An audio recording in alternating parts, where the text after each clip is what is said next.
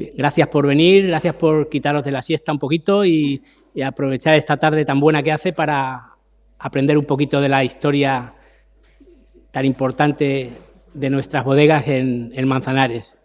En primer lugar, gracias al Ayuntamiento y organiza las jornadas de Alma del Vino por acordarse de mí y poder iniciar estas jornadas con este tema tan interesante. Gracias a Gemma, la concejala, y a la biblioteca por darme esta oportunidad de mostraros pues parte de un trabajo que hice con otro historiador, Antonio Bermúdez, y del cual surgió un libro que hicimos muy poquitos ejemplares y se agotó. Es este libro que está en la biblioteca, lo podéis consultar.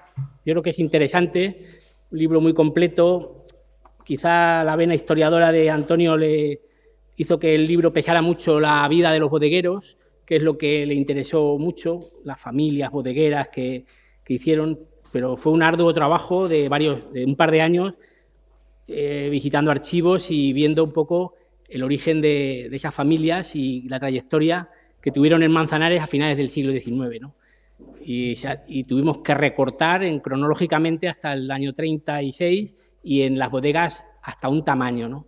Hasta 18.000 arrobas de producción las bodegas, porque ese libro surgió de un expediente que se consiguió del año 1929, donde por parte del gobernador civil se hizo un testeo de la capacidad bodeguera de Manzanares y vinieron a hacer un informe en el cual se detectaron que había en Manzanares 468 bodegas en el año 29. Y bodegas industriales y familiares, que ahora os contaré un poco la diferencia que existe entre estos dos tipos de bodegas que había en las casas de labor. El tema del vino en Manzanares, que si me meto en historias pues no terminamos y estoy aquí un par de horas, pero quiero centrar el tema en lo que es una bodega, el edificio, las partes que tiene la bodega.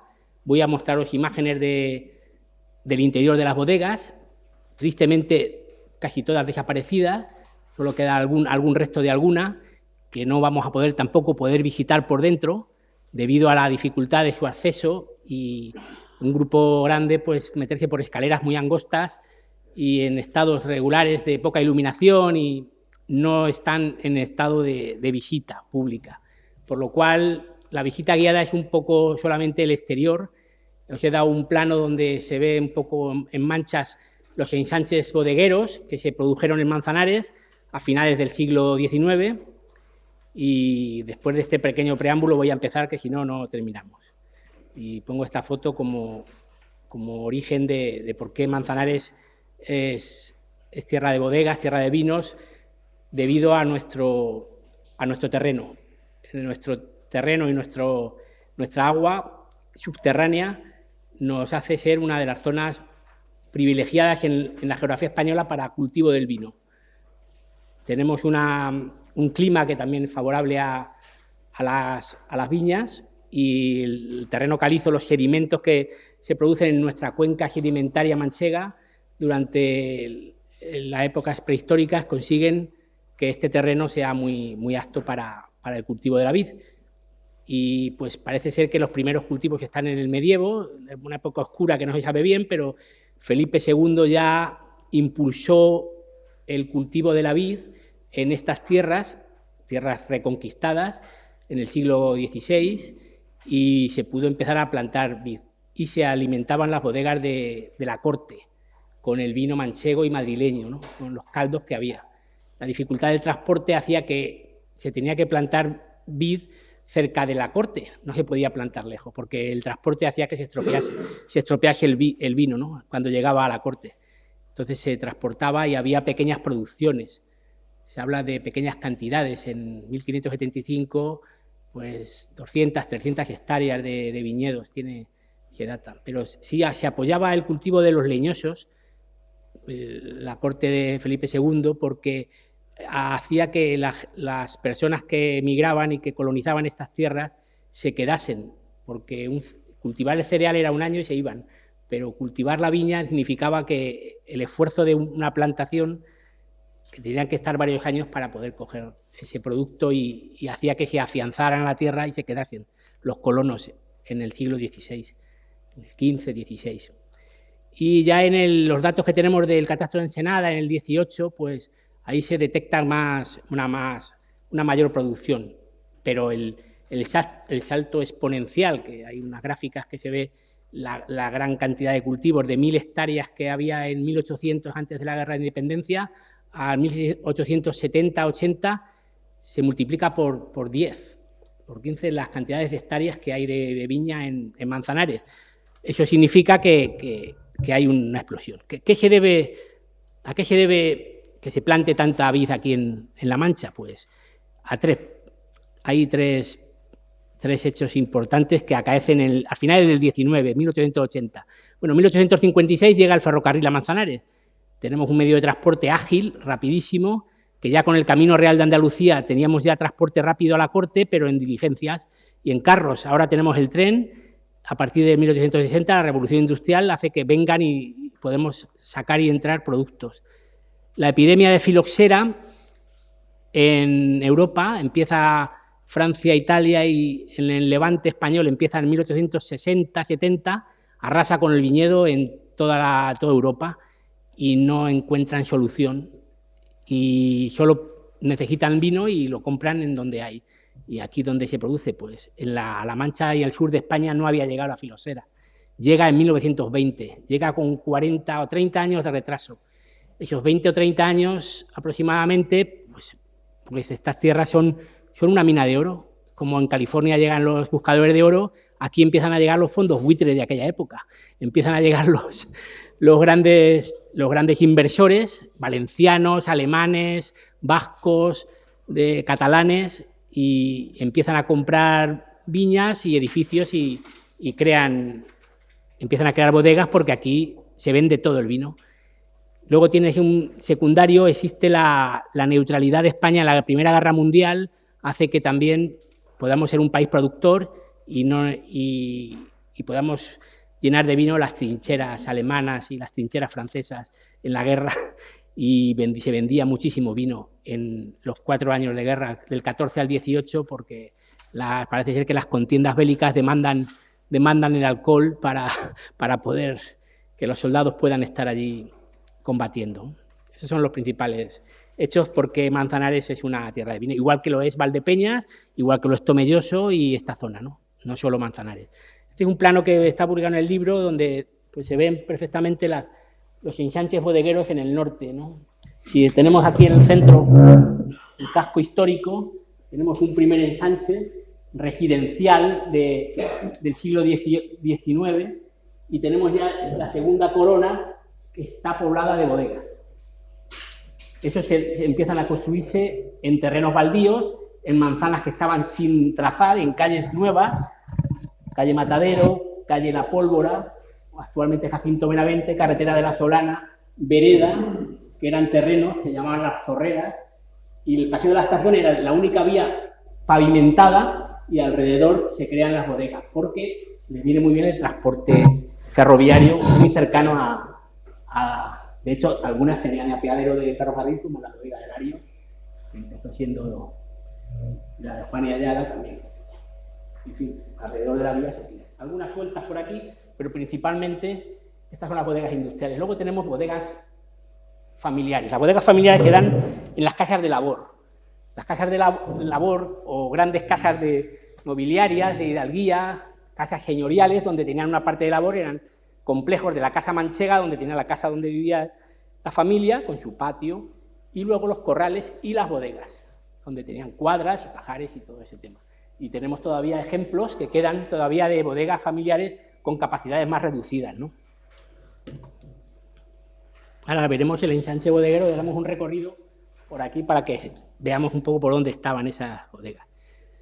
Pues he comentado que la bodega familiar es más pequeña, está en sótano, debajo de la casa, de la vivienda normalmente, o en los corrales, y la bodega industrial pues no tiene residencia, puede vivir el capataz de la bodega, pero no vive la familia normalmente.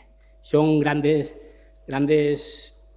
extensiones de 4.000 metros cuadrados, más o menos, tienen una capacidad que puede rondar pues desde 60 tinajas a 100, a 80, 150 tinajas de barro, o luego ya fueron de cemento y de madera. Las tinas de madera se usan para el vinagre, ¿no? Bueno, la bodega en sí son un patio de maniobras con 2 entradas, normalmente 2 portadas, una de entrada y otra de salida para que los carros en la época de vendimia vayan a descargar a un descargadero que suelen ser unos muelles elevados en el patio, debajo de porches. No sé si se ve alguna foto. Aquí he traído este ejemplo, la bodega de Juan y Ayala, luego se llama Bodega Isla, está al final del patio de la estación y queda una chimenea que se ve ahí al fondo. Esta bodega tenía una torre alcoholera, se ve aquí, chimenea, que alimentaba el horno de la destilería, que era una torre de destilación, que es actualmente es la Ararios, la oficina de obras del ayuntamiento es una torre de destilación. Las naves de las bodegas eran naves donde tenías que primero el muelle de carga, con la nave principal de lagar o jaraí, donde se descarga y se prensa el vino. La primera labor que se hace en la bodega, después de descargar, es estrujar, prensar la uva. Primero se despalilla, se prensa en unas estrujadoras de rodillo o a pie. Se llaman pisaderos antiguamente, luego ya se establecen prensas de husillo, de tornillo. Ya la maquinaria no voy a meter tampoco, porque es otro capítulo. Tiene maquinaria donde se extrae el caldo. El caldo va por unas canales en el suelo, está muy bien impermeabilizado y se recoge en algunos pocitos, en algunos agujeritos, donde cae a las tinajas que están debajo. Entonces, aquí están las tinajas y hay unos agujeros donde se reconduce ese mosto a las tinajas, que aquí son de filocemento, pero originalmente eran de barro. Las galerías subterráneas eran grandes galerías de 6-7 metros de ancha, excavadas en la tierra, las más pequeñas, un poquito más anchas algunas, donde cabían, las tinajas tienen un 80 de diámetro, unos 70, hay varios tamaños, un pasillo por medio y unos empotros de madera, que son los que, ahora lo veremos en las fotos, por los que se accede a las bocas de las tinajas para el bazuqueo, que es el mover el mosto, ¿no? Y tapar para que no caigan cosas a la tinaja. Entonces son las partes de la bodega, el lagar, donde se elabora subterráneo o en superficie, aquí no se ve, también hay tinajas que tienen que ser traspasado y trasegado ese mosto con unas bombas de émbolo, se sube ese mosto con unas mangueras, se sube a la boca de las tinajas y se almacena, y ahí se fermenta el mosto. En las cuevas es muy bueno porque mantienen una temperatura estable. Acceso a las bodegas con carros, las grandes caravanas, igual que se hacen ahora en las carreteras, pues antiguamente pues en las calles con barro, a las portadas y en la época de vendimia, pues ahí.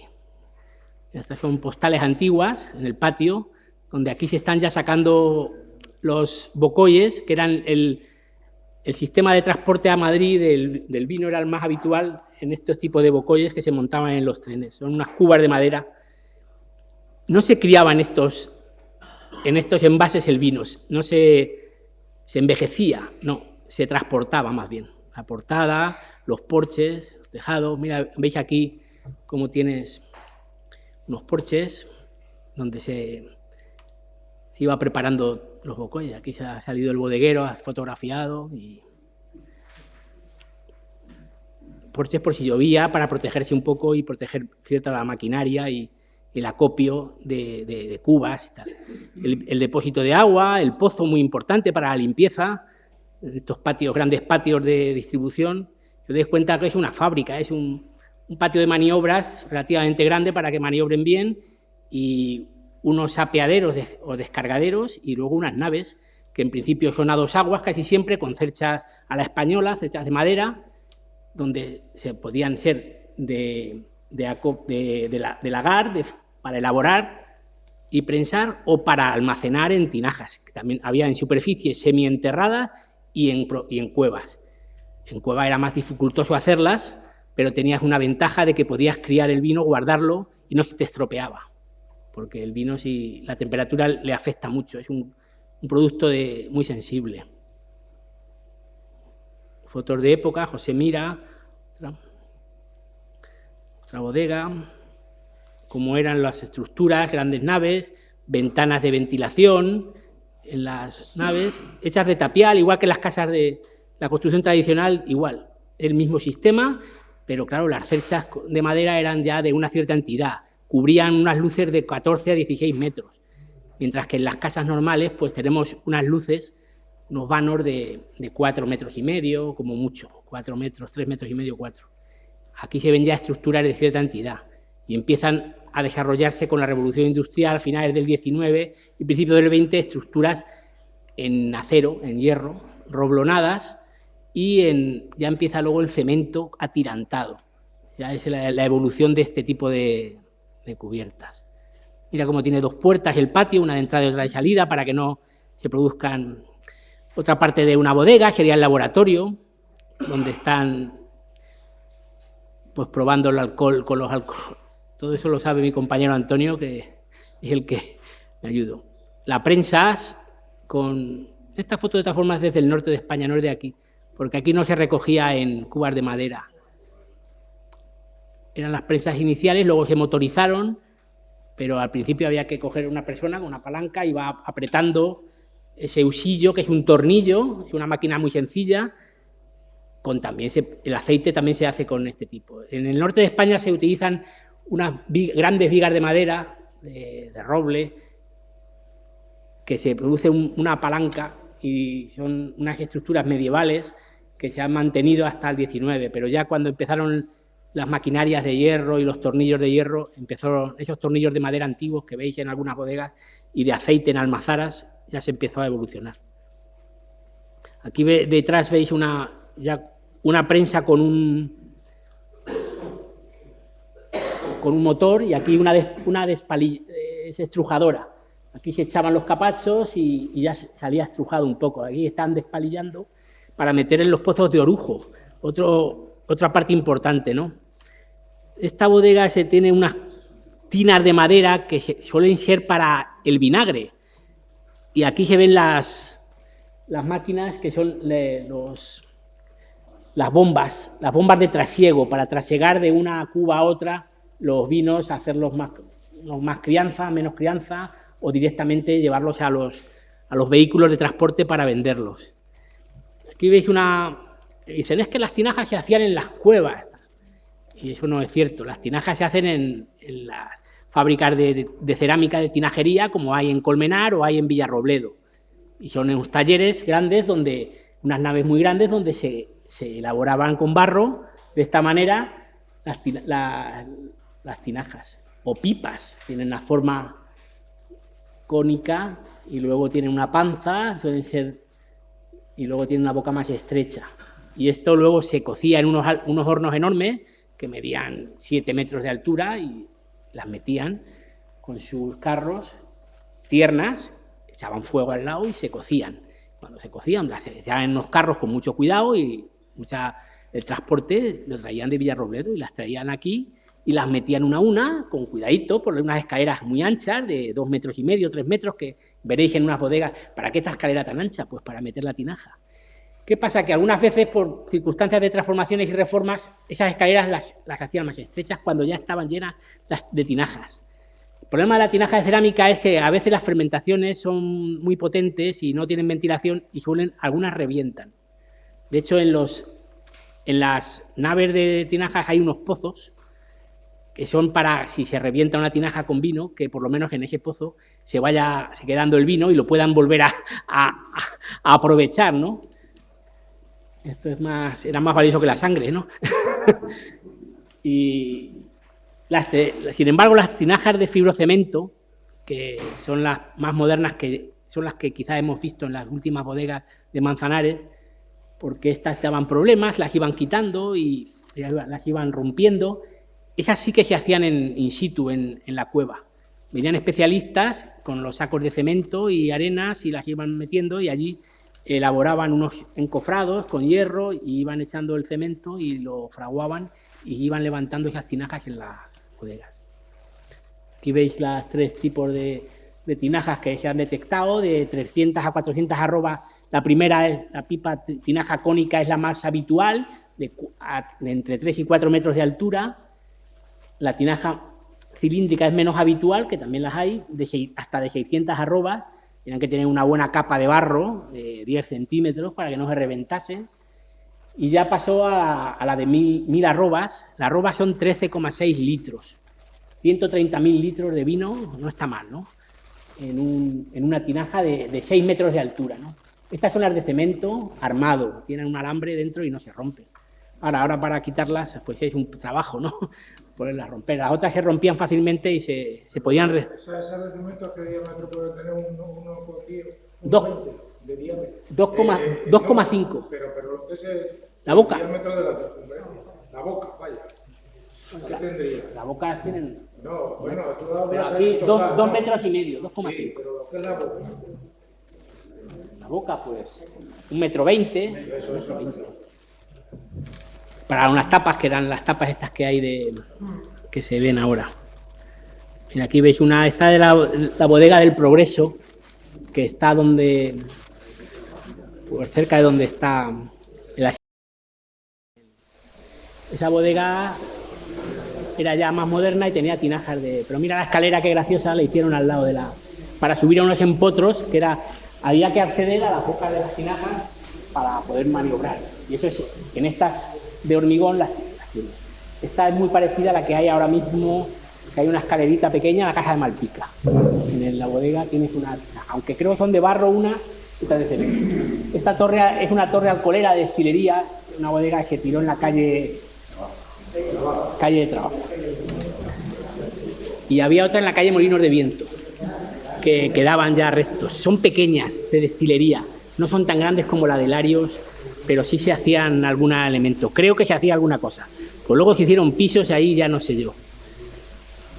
Era una sección de Esta es semienterrada y esta bóveda se hacían con ladrillo, las semienterradas. Las enterradas se excavaban en la propia terreno y se hacían unas bóvedas vaídas con aristas y con lunetos para poder ventilar por lumbreras, que es lo único que quedan ya para que vamos a ver las lumbreras de las cuevas. Y aquí se ve la nave arriba. Esta es un dibujo que dibujé de la bodega de Mansilla. Actualmente están las casas de los Bellido. Esa era una bodega de 3.000 metros, Mansilla. Y luego enfrente estaba la bodega de Conca. Esa calle de las Veredas que tenía 5 o 6 bodegas enormes. Y la de Manuel Serrano, que estaba en la esquina, donde está el bloque en la torre. Y luego en el paseo de la estación, al final, pues había varias bodegas importantes. En el libro pueden ver. Aquí veis la cercha española, tiene una metálica, tiene un tirante y los pares, y luego las tirantillas. Tiene unos tornapuntas para reforzarla, con unos vanos de 8 a 14 metros. Y luego los porches eran solucionados con madera siempre más sencilla. Luego pasaron a ser metálicas y de fibrocemento atirantadas. Imágenes de bodegas, pues aquí tenéis los empotros, que se ven muy bien.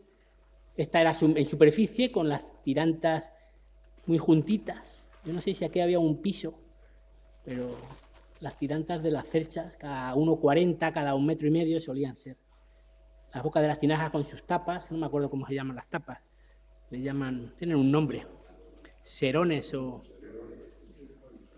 Los hay de Enea y de Esparto, creo que hay de 2 materiales. Los pasillos, estas son naves de 14 metros, unas tinajas espectaculares. No sé si esta postal es de la bodega de la Montaña, que es una de las principales bodegas que hubo, donde está ahora mismo el supermercado La Despensa. Esa fue una bodega espectacular. La primera gran bodega de Manzanares, yo creo que la más grande. No sé si le ha superado alguna, en tamaño y en capacidad, ¿eh? El libro viene de las capacidades. Tenía 3 cuevas subterráneas y está lindando a la principal, a la que tiene el ayuntamiento, que yo no sé si alguna vez estuvieron medio juntas. Aquí tenemos otra imagen de los aparatos que había en las bodegas, los suelos de madera. Esto está encima del empotro, cerca de las bocas del tinaja. Hay imágenes de lo que había en estas fábricas de bodegas. Las bodegas subterráneas más pequeñas, en unas bodegas familiares, de las que he tenido que fotografiar muchas y de las que hemos tenido que hundir, pues muchas, y demoler. o rellenar, con problemas de estructurales para cuando se construye sobre estas cuevas. Bodega de Mansilla en la vereda, que tenía subterráneos. Bodega del Progreso, en la cima del Polaco. Los Serones, ya estaba en la etapa que estaba ya sin producción. El castillo tiene 2 bodegas. Tiene una pequeña cerca del torreón de la esquina, en el primer patio, más modernita, que es esta, que está muy curiosa, la podría arreglar un poco, pero hacer visitable está un poco complicado. Hay una escalera, pero luego tiene tiene un vaciado de galerías donde se hacía vino y se guardaba el vino en tinajas que ahora ya han desaparecido, pero era una gran caja de labor en su última etapa, el 19, y se aprovechó mucho para hacer vino. Esta otra la tiene un poco enjalbegada de blanco. Las tinajas es la bodega de Cuquerella, de la casa donde venden quesos, el Hidalgo, en la calle Empedrada. Es una L bastante larga, pero está muy bien, la tiene muy arreglada. Tiene un piso de barro abajo que lo han arreglado un poquito. Entre cada 2 tinajas tenemos un arco, unas costillas que se llaman, que son lo que aguantan. Esto tiene sus aristas que reparten las cargas y se produce un reparto de cargas que se llama un abovedado de arista. Y luego las tinajas empotradas en nichos que se forman en las galerías. ¿Cómo se construye? Se hace un túnel, realmente es una galería, pero con nichos a los lados. Si veis un túnel sin nichos, no es bodega. Normalmente no suele ser bodega, suele ser una cueva despensa o cueva que han hecho los que han hecho la casa, que han sacado la tierra para hacer los tapiales de la construcción. A ver cómo vamos de hora. Vamos, no nos queda mucho. Bodega Caja Malpica, en la calle Monjas. Esta es la bodega de la Caja Malpica, mira, es de cemento. Y estas son las lumbreras, los nichos que se forman para poder tener ventilación. Muy importante que las cuevas tengan ventilación porque se produce anhídrido carbónico en la fermentación y como no salga el tufo que le llaman, pues malo. De hecho, en las bajadas de las cuevas siempre había una jaula pequeñita y la jaula era para un pajarito. Si el pajarito estaba muerto, malo, porque había salido el CO2, incluso bajaban con el pajarito, porque había que hacer alguna labor, pero en los momentos de fermentación, bueno, yo me acuerdo de niño por las calles, salir el tufo, el olor a esa elaboración en las bocanas, en las lumbreras, que era espectacular, el mes de septiembre. Ahora ya se han perdido esos olores en Manzanares, ahora hay otros olores quizá peores de otras cosas cuando llega, pero ese yo me acuerdo en las calles porque había bodegas por todos los lados.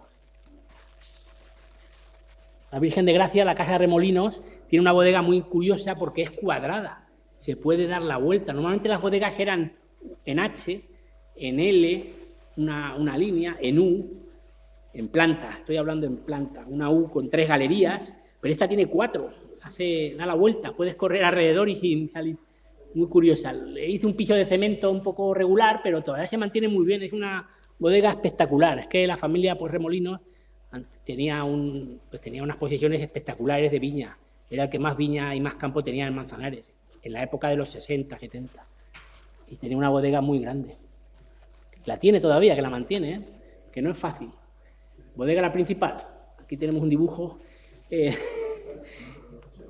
inédito que lo traigo aquí para que veáis, estoy ahí trabajando con ella. Y aquí tenemos la foto de cómo es la bodega y una renderización en 3D que he hecho de las tinajas.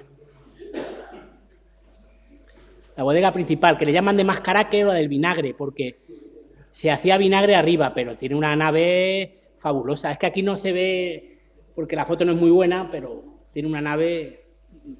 Yo no he visto una nave tan ancha y tan grande en las bodegas que he visitado, aquí en Manzanares. Los restos de la bodega de Vicente Muñoz, que quedaba el cartelillo, a ver si somos capaces de ponerlo en algún sitio. Nuestra cerámica que tenemos guardada ahí, que la quitamos con todo el cariño porque creíamos que se iba a demoler la bodega, pero todavía está en pie. Si se va a caer sola, pero bueno. A ver si... Aquí había otra bodega más moderna también que queda ahí. Otra bodega muy importante, la bodega Larios, con su chimenea, que era bodega alcoholera. Alcoholeras había menos, había 3 o 4. En Conca tenía una alcoholera detrás.